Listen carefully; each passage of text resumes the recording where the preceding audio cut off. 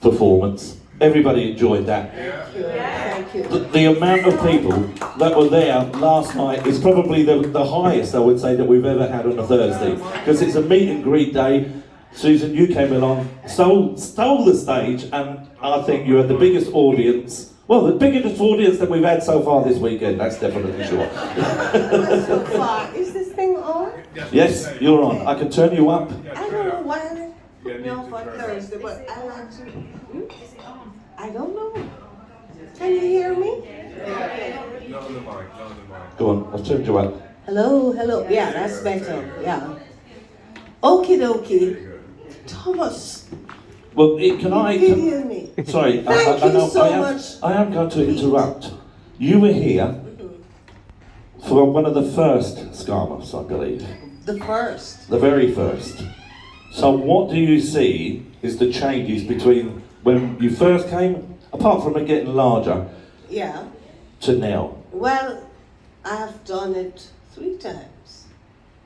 I was here as a guest with AC30s, and then I was here sang with Ken. I don't remember, but I was at the very first Skamouth, right, Tom? That is correct. I remember he picked me up at the airport. After 3 hours of intense investigation by the security at Heathrow, I arrived in tears. Remember, Tom? Yes. I don't know what they did, but they searched me in my hair, everywhere. They were even going to examine me. I don't know what. It's like somebody said to them that, like I must have been carrying drugs. I don't know. When I came to the plane door, 2 officers took me away. And I was in there 3 hours, and poor Tom was waiting on me to come to Skamouth. When I saw him, I burst into tears. But that is life, you know. Have to go through a lot to get what you want. I came, and Skamouth then was wonderful for me. It was a big crowd in the main stage with Zebroots, a band called Zebroots, and I duetted with Henry Ford. It was really nice. I used to go out in the crowd for the other shows with Tom.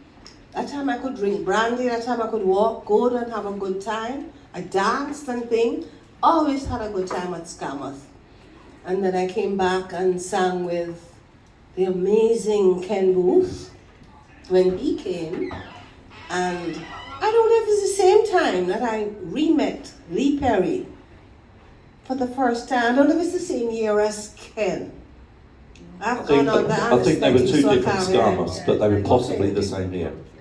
Okay, but I hadn't seen Lee Scratch Perry, who is a producer of my famous record, for 40 years. In fact, I hadn't seen him practically from when I recorded it.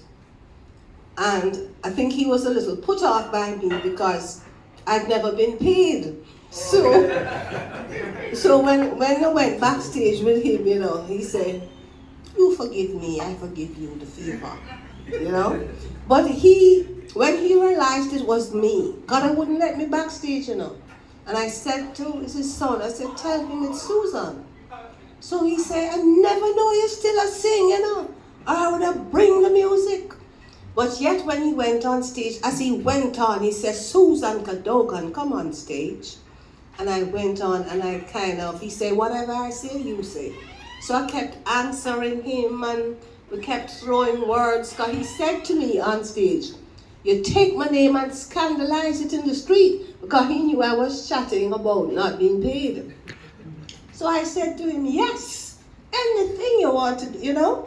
We had a nice little time, and to me, it was special, because if it wasn't for Lee Perry, no matter what has happened, he named me Susan, and he produced Hurt So Good, that has lasted 49 years and still selling.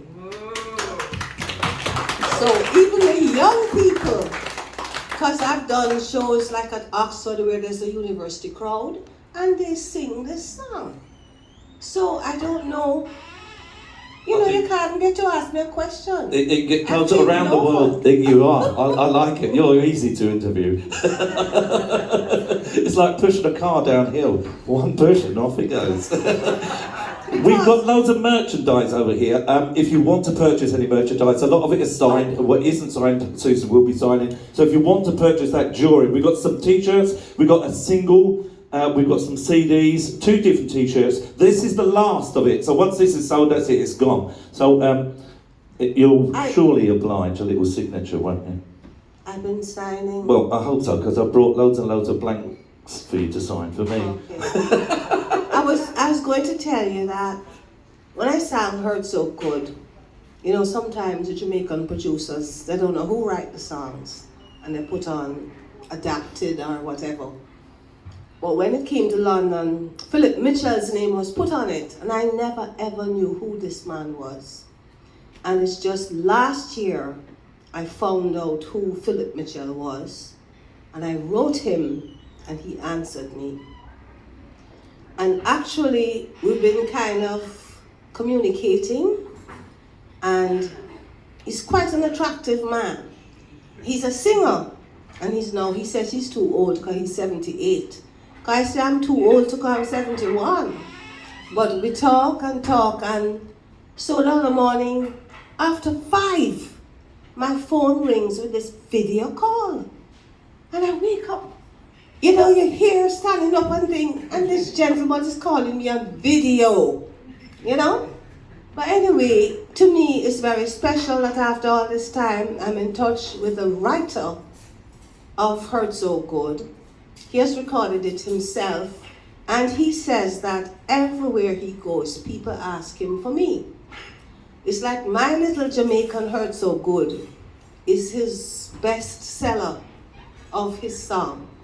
You know, these little things make an old girl feel good. So, you know, and who knows, I might even meet him. Because when I spoke to him, I went into this fantasy. Can you imagine if I got married to the writer of Heard So Good? You know? Oh. Is that why he said he was too old? He's 78, that's a good age for me.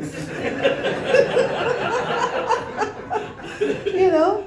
But he says he has some more songs he thinks will suit me, but he comes and goes, so who knows? So what was it like working with